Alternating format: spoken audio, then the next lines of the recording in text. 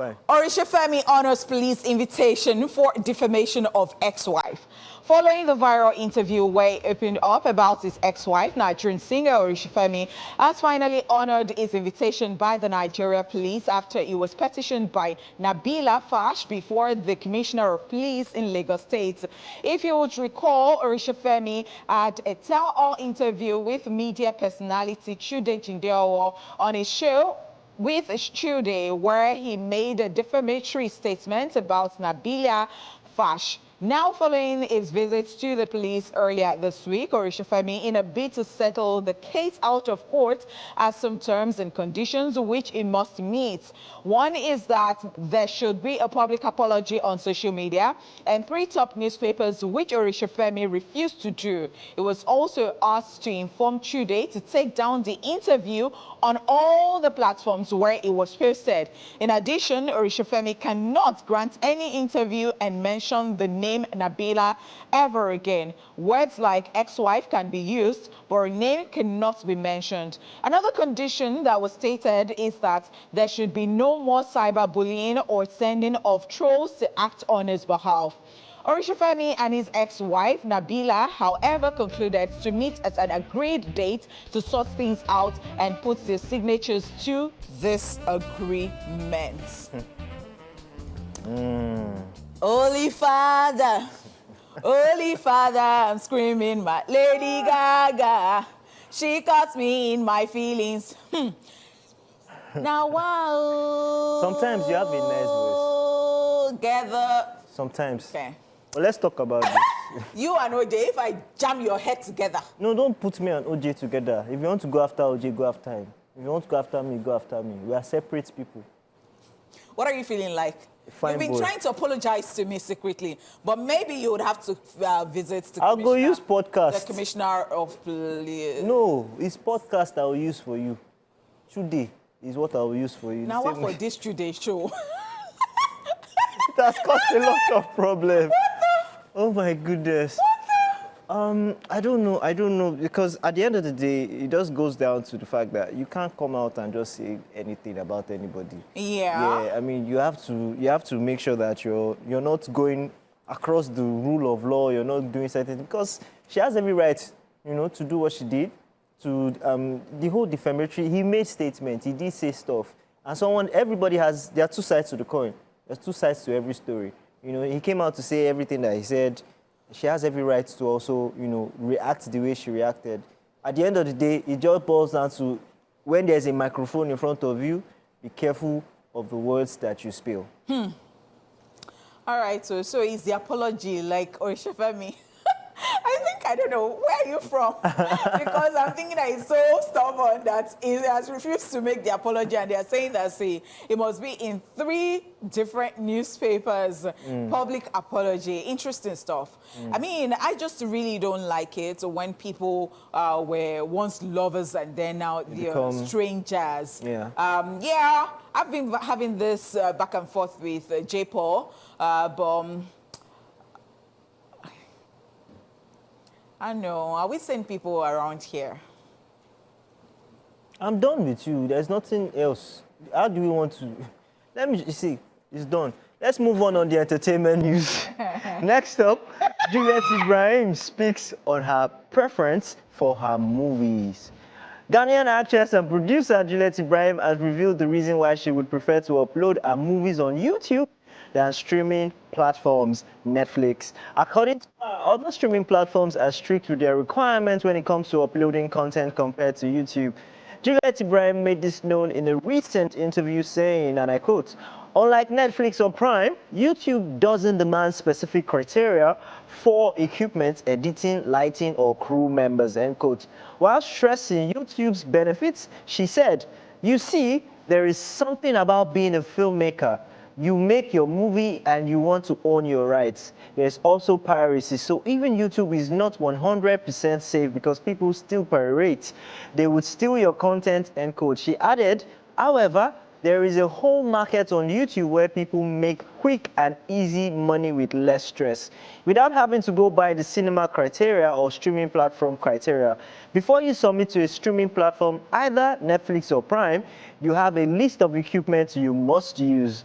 There is a criterion for editing, lighting, your crew members, a whole lot of things, and that includes a lot of money. That is where I said the funding would now become a problem, end quote. The filmmaker and content creator also highlighted the importance of reaching diaspora audiences who cannot access cinema content, saying, and I quote, "As a filmmaker, you would want to have multiple streams of income, and there are people in the diaspora who want to watch our content but cannot access our cinema content. Until we can give them good cinema content over there, we can put it on Netflix or YouTube.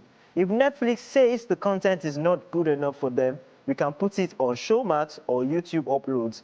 A lot of people have different reasons, but most times you have to look at it strategically and also what goes into your pocket, end quote.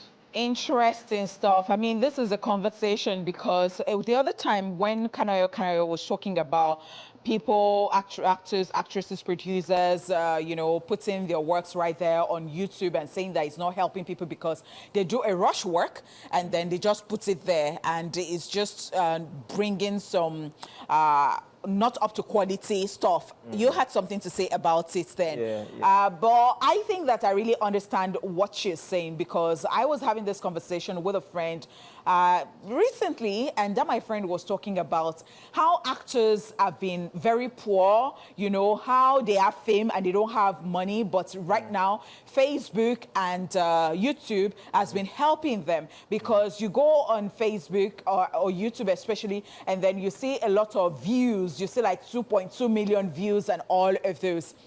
And I think that it is helping them make the money that they've not been making in the past because we would always complain about here in Nigeria what they're being paid compared to what they are being paid abroad, and that you can't even compare them. Then people say all sorts because they see you on their TV screens and they feel like you should just have some sort of money and you cannot afford that type of thing. And some of them have gone as far as carrying drugs just because they want to be a par, or they want to they want to be on a certain level, which has really, so now that they can actually find a platform that makes a lot of people come to watch their movies and then they are cashing out. I don't think it is bad, but I guess it has its pros and cons. Okay, so I would explain the pros and cons. YouTube has been the biggest market for YouTube right now is in Africa, and it's Nigeria especially. They have the highest amount of creators from Nigeria. When you go abroad, the people who consume the YouTube, the Facebook, the people who consume it are more in the diaspora, are more abroad. You go somewhere, people, they need to digest, they need Nigerian productions, they need all that, they need all the products from us. So the only way they can get it is to go, they don't have the STV, they don't have, all these platforms, so they have to go online to watch it. And guess what? Data is actually very accessible, it's very cheap. You're paying for data, you're staying in your house, your rent is part of your data, everything. Your data is part of your rent. So it's very accessible. YouTube is very accessible. You go there, you see people watching Nons Mirage, you see people watching all this content. Now, what it has done for the industry is that it has made the actors able to make their own money.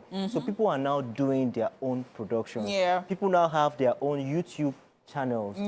You can make as much as $40K, $10K dollars. They are actually making money from content creation. But the problem now is that YouTube movies, they are not very high budgets. I mean, you can use as much as 3 million to 5 million to shoot a YouTube movie.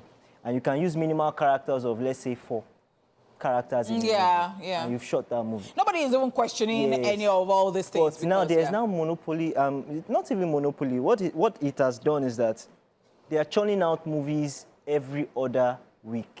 So they'll shoot a movie for 3 days, maximum. That's how YouTube works now. They shoot a movie for 3 days, another 3 days, they're another set. So one producer might shoot up to 4 or 5 movies in a month. Now, what that does is that it reduces quality.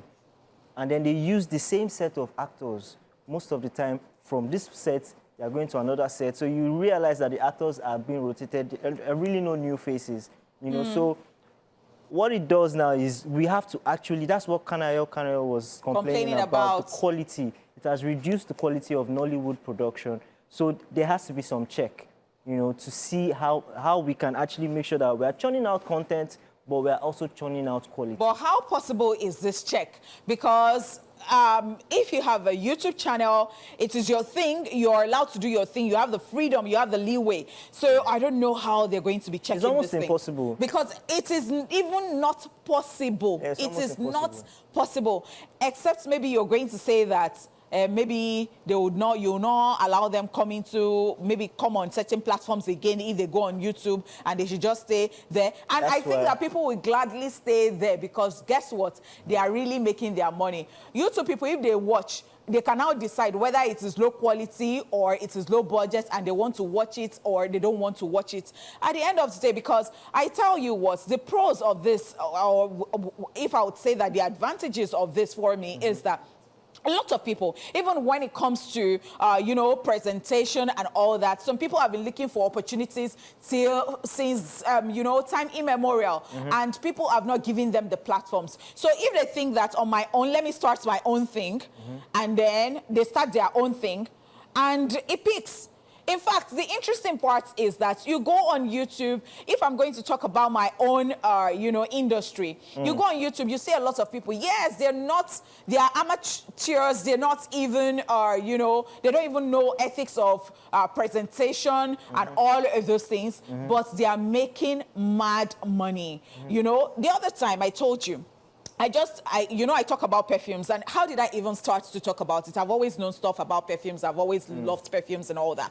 And then I saw a popular YouTuber who has a lot of followers, and then she was telling people how to use perfumes, and then she just sprayed it here, spray here, and then she just crushed it. And I'm like, and I looked at her views, and I saw that people just followed her like that because they love her, and she started YouTube since. And I was like, this is wrong. And I went to do my own content. Of course, it did not have the amount of views, but I know that I'm doing the right thing. But guess what? I was just pained because I just feel like this is like people are going astray just because of the likeness that they have for somebody, which is okay. I mean, all right. No, whether we like it or not, YouTube is a blessing. It's just that I think we're overusing it. We need to just make sure that we're churning out quality. People just want money. People want money, and they have a platform that pays them for whatever thing they do, and that is it. All right, so let's go on this break. Yes. We'll take a breather. Yes. And then we'll be back.